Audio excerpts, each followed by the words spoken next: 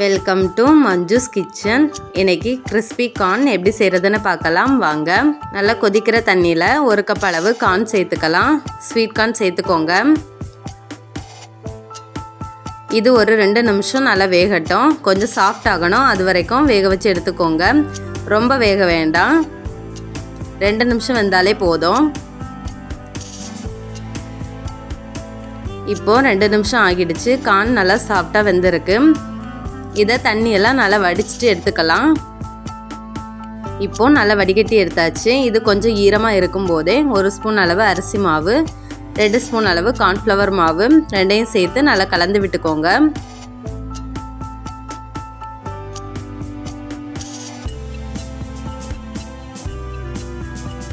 இப்போது நல்லா கலந்து விட்டாச்சு. எண்ணெய் நல்லா சூடானதும் இதை பொரிச்சிடலாம். கொஞ்சம் கொஞ்சமாக சேர்த்து பொரிச்சுக்கோங்க.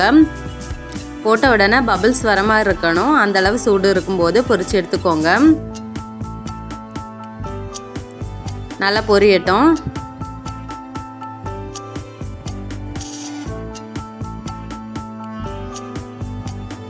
இப்போ நல்லா பொரிஞ்சிடுச்சு. இதை எடுத்துடலாம். இதே மாதிரி எல்லாத்தையும் பொரிச்சு எடுத்துக்கலாம்.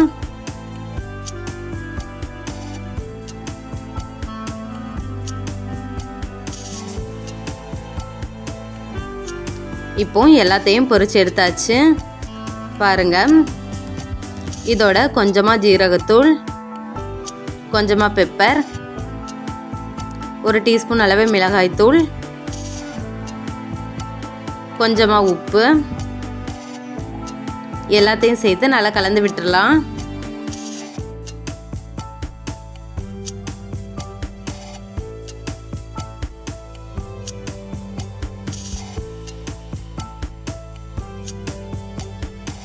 இப்போது நல்லா கலந்து விட்டாச்சு. அவ்வளோதான், நம்ம கிறிஸ்பி கார்ன் சூப்பராக ரெடி ஆகியாச்சு.